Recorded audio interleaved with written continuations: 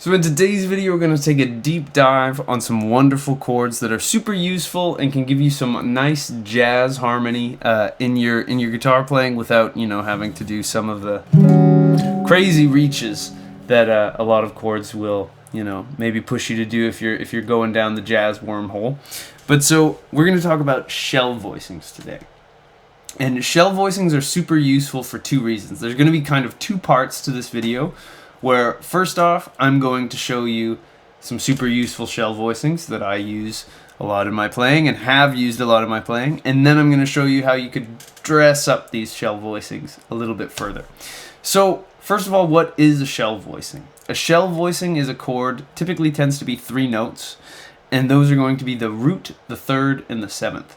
And now, just to prove why these are important and cool chords to play in though, is that if I were to play you, say, this C major 7 chord, so this chord has the root, the 3rd, the 7th, and the 5th in it. The order it's in is actually 1, 5, 7, 3, but those notes in there, if I were to take away the 5th, so there's the full chord, here's it without the 5th, I actually didn't lose much in terms of the quality of the chord. It sounds a little bit less full, but to me, the 5th, and to most music theorists, you can obviously disagree with me if you like, but the 5th to me doesn't add a lot of color. It mostly adds weight and thickness to the structure of the chord. So when we do a shell voicing, we're taking a full kind of 4-note 7th chord jazz voicing, and we're taking away the 5th.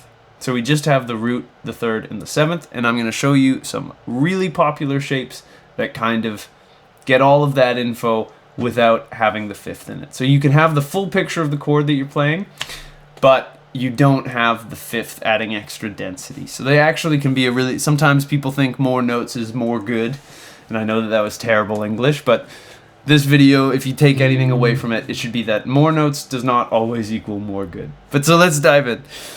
Let's start down here with our pointer finger on our 3rd fret of our low E string, and if I play a little voicing like this,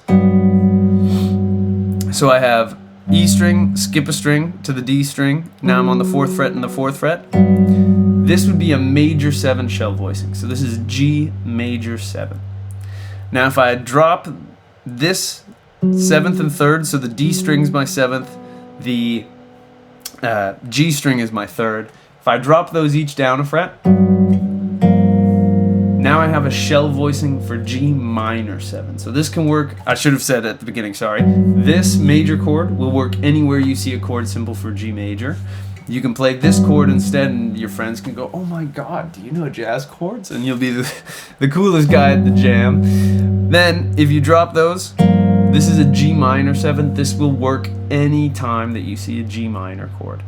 Now if we put the two of those, the G string from the first one and the D string from the other one together, we get G7 as a shell voicing. And now when you play this only works for dominant chords. If you see G, unless it's the 5 of whatever song you're playing in, maybe don't bust out this guy. But this is a G dominant chord. It sounds great, and it's a cool sound. Now if we were to jump up a set of strings, let's say now we're on the A string, and we wanted to come up with shell voicings. These guys have 2 that I'll show you.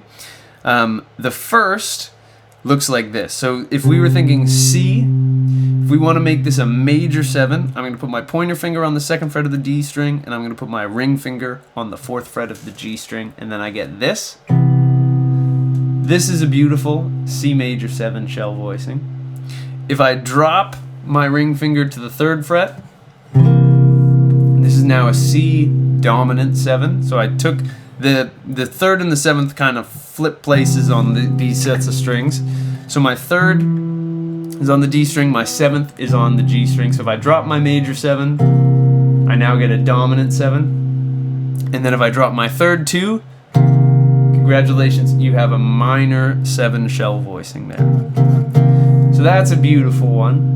Now the next step we could take with this, or not necessarily the next step, but the other chord, shell voicing chord that's common, would be to do this, where we skip the D string, and I'll have the 3rd fret, same, C, ring fingers on 4, which is the same as the other one, but now I'm going to play E, my third, rather than on the D string. I'm going to play it up here on my B string at the 5th fret, and so then this would be C major 7 shell voicing there.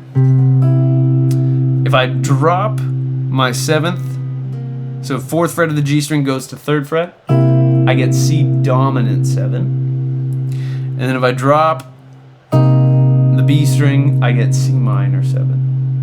So there's some beautiful chords for you. And then we'll do this on one more set of strings. So same as before, except now we get a little bit bigger of a reach. If I put my middle finger on the 3rd fret of my D string, I get the root. If I put my pointer finger on the 2nd fret of the G string, I get my 3rd. And now I need to reach my pinky to the 5th fret. There's a little bit bigger of a reach.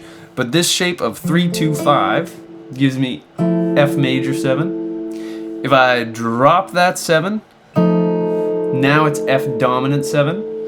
And if I drop the 3rd, now I have F minor.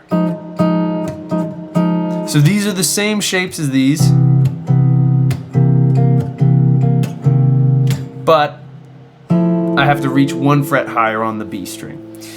So okay, then what if we did the same thing we did last time and we changed it so now it's F on the 3rd fret, skip the G string, now it's 5 and then 5. Oh, I'm not a singer and I did not nail that A. I'll tell you that. But if I go here and I play 3, 5, and 5, this gives me another voicing for F major 7. If I drop my 7th there, now I have F dominant 7. And then if I drop this A down to A flat, I get an F minor 7 shell voicing. So there is some awesome, beautiful shell voicings that you can start to substitute into your playing. And if whether you're a jazz guy or not, you can use these chords pretty much everywhere. They sound great. So if I was to play a little bit of, let's say, Autumn Leaves,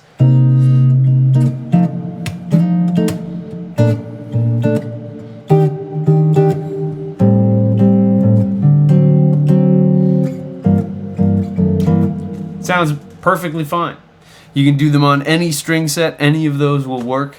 They're beautiful sounding chords. But now let's look at how we can kind of take this to the next level and add some little extensions over it. So let's start with, if I was playing this G major 7 shell voicing, so 3, skip a string, 4, 4. If I put my pinky on the 5th fret of the B string, I can add a 13 to it. So the 13 is the same thing as a 6 chord, just the 13 is the 6th up an octave, so it's way higher than our root there. That gives me a nice G major 13. Same thing happens if I make it dominant. We would just call this G13. That means that it's a dominant chord. So again, a little bit more color. And now this one's a little bit less common, but it is a nice sound. We could use a minor 13 chord. It's a little bit expensive and spicy. Or, sorry, wrong chord there. There we go. But that one works out great. So the 13 is a super useful extension on that set. Now if we look at the next ones that I showed you, these guys off the A string, if I were to change my fingering a little bit, so now it goes 3, 2, 4 with my pinky, and then I grab the 3rd fret of my B string, this is now a C major 9 chord, which is a really pretty sound. Same thing if I make it dominant. Sounds great. And then if I make it minor, again, sounds awesome. So that's an easy extension there. Now if we were to do this variation, the same note, the same adding the 13 trick from the previous shell voicing applies here, where if I was playing C, skip a string, B, E, and I were to either bar or change my fingering so it's like this, I get C major 13, C dominant 13, I would maybe play that guy like this, or C minor 13.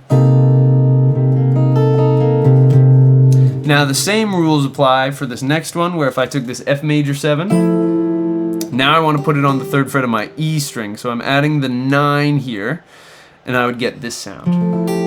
F major 9. Works if it's F dominant 9.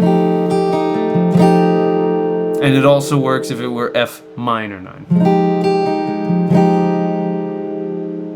So there is a comprehensive guide to some really common shell voicings on the guitar. Again, these voicings sound great and are super, super useful in your playing. They're super direct, and it also gives you the chance to add an extension, which adds a little bit more color rather than laboring over adding in the fifth. So I hope this video made sense. If it didn't, please ask any questions you have in the comments below. I'm happy to get back to you. But if you enjoyed this video, I'd really appreciate it if you could like and subscribe. It really helps me out more than you could know. If you want to take a guitar lesson with me, there's a link to get in touch with me down in the description. I've been working with a bunch of you guys from YouTube lately, and it's been so fun to connect with people all over the world. If you want to support me in these free educational videos I put out every single week, you can subscribe to my Patreon down below. I have 2 tiers, $5 a month or $10 a month. It's super helpful for me. I really appreciate the support of all my patrons over there. You get exclusive early access to videos as well as some cool behind the scenes stuff that I don't post here on the main channel, so I'd love to see you over there. I also have a video course on triads or an ebook all about scales and arpeggios available for sale. Link also down in the description if you're curious to check those out. And last but not least, I got new videos coming out every single week, so I hope I'll see you in the next one. And until I do, I'll wish you a wonderful day, and I hope you have some fun playing the guitar. Thanks.